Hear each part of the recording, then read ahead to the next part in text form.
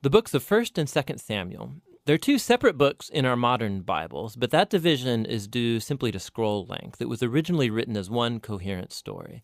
We're just going to cover the book of 1 Samuel in this video. So after Israel was rescued from slavery in Egypt, they made a covenant with God at Mount Sinai and eventually came into the Promised Land. And there, Israel was supposed to be faithful to God and obey the covenant commands. Before the book of Samuel, Judges showed how Israel failed at that task big time. It was a period of moral chaos, and it showed Israel's need for wise, faithful leaders. The book of Samuel provides an answer to that need. The book of Samuel's story focuses on three main characters: the prophet Samuel, where the book gets its name, and then King Saul, and after that, King David. And all three of them transitioned Israel from a group of tribes ruled by judges into a unified kingdom ruled by King David in Jerusalem. And the book of Samuel has a fascinating design that weaves the story of these three characters together in four main parts. Samuel, he's the key leader and prophet in the first section of the book, but then he also plays a key role in the next section, which is Saul's story, and it's told in two movements: Saul's rise to power and then his failures. And the second part is about his downfall and his tragic death. And then the drama of Saul's demise is matched by David's exciting rise to power. And then David's story is told in two movements. First, he rides the wave of his success, followed by his own tragic failure and the slow self-destruction of his family and then his kingdom. The book concludes with an epilogue that reflects back over the whole story. So let's dive in and see how this all unfolds. Part 1 picks up from the chaos of the book of Judges, and we're introduced to a touching story about a woman named Hannah. And she's grieved because she has never been able to have children. And by God's grace, she finally has a son named Samuel. And in joy, she sings this amazing poem in chapter 2. And the poem is all about how God opposes the proud and exalts the humble, about how despite tragedies and human evil, God is working out his purposes in history. And also it's about how God will one day raise up an anointed king for his people. Now, Hannah's poem has been placed here at the beginning of the book to introduce these key themes that we're going to see throughout the whole story, like the next one. Samuel grows up and becomes a great prophet and leader for the people of Israel, at the same time that the Philistines rise to power as Israel's arch nemesis. And in this crucial battle, the Israelites get arrogant, and instead of praying and asking God for help, they trot out the Ark of the Covenant as this kind of magic trophy that will automatically grant them victory in battle. And so because of their arrogant presumption, God allows Israel to lose the battle and the ark is stolen. So the Philistines, they take the ark and they place it in the temple of their god, Dagon.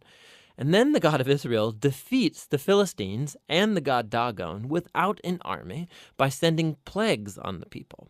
And then the Philistines don't want the ark anymore, obviously, and they send it back to Israel. And the point of this little story seems to be this: God is not Israel's trophy, and he opposes pride among the Philistines, but also among his own people. And so Israel needs to remain humble and obedient if they want to experience God's covenant blessing, which opens up into the next large section. The Israelites come to Samuel and they say, "Hey, we want a king like all the other nations have. Go find one for us."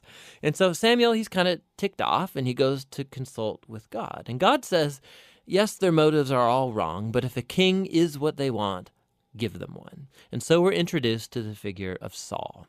Now, Saul is a tragic figure because he begins full of promise. He's tall, he's good-looking, he's a perfect candidate for a king. But he has deep character flaws. He's dishonest, he lacks integrity, and he seems incapable of acknowledging his own mistakes. And so these flaws become his downfall. He wins some battles at the beginning, but his flaws run so deep, he eventually disqualifies himself by blatantly disobeying God's commands. And so the aging Samuel confronts Saul and Israel. He had warned the people that they would only benefit from a king who's humble and faithful to God. Otherwise, the kings of Israel will bring ruin. So he informs Saul that God is going to raise up a new king to replace him. And so Saul's downfall begins, as God at the same time is working behind the scenes to raise up that new king. It's an insignificant shepherd boy named David. He's the least likely candidate to be king, but the famous story of David and Goliath shows that God's choice of David is not based on his family status, but simply on his radical and humble trust in the God of Israel. And so this story embodies all of the themes of Hannah's poem. Proud Saul and Goliath are brought low, while humble David is exalted. From here, we watch Saul slowly descend into madness, while David rises to power. So David starts working for Saul as a general, and he's winning all of the battles, and he's also winning all of the fame. And so Saul gets jealous, and he starts chasing David around, hunting him, trying to kill him. David's done nothing wrong, and so David simply runs and waits in the wilderness. And here we see David's true character. He has multiple opportunities to kill Saul, but he doesn't. He simply trusts that despite Saul's evil, God will raise up a king for his people. What's interesting, too, is that many of the poems of David that you find in the book of Psalms are linked to this very period of his life, and they all express the same attitude of trust. And so this section of the book ends with Saul coming to a grisly death after losing a battle with the Philistines. 1 Samuel tells some of the most intricate, well-told stories you find anywhere in the Bible, and the characters Saul and David, they're portrayed very realistically. And the author's putting them forward as character studies so that you can find yourself in them. So in Saul's story, we see a warning. It's crucial that we reflect on our own character flaws and how they harm us and other people. And with God's help, we need to humble ourselves and deal with our dark side so that Saul's story doesn't become ours. David, on the other hand, is presented as an example of patience and trust in God's timing in our lives. And so he's running in the wilderness, being chased by Saul. David had every reason to think that God had abandoned him, but that's not what he thinks.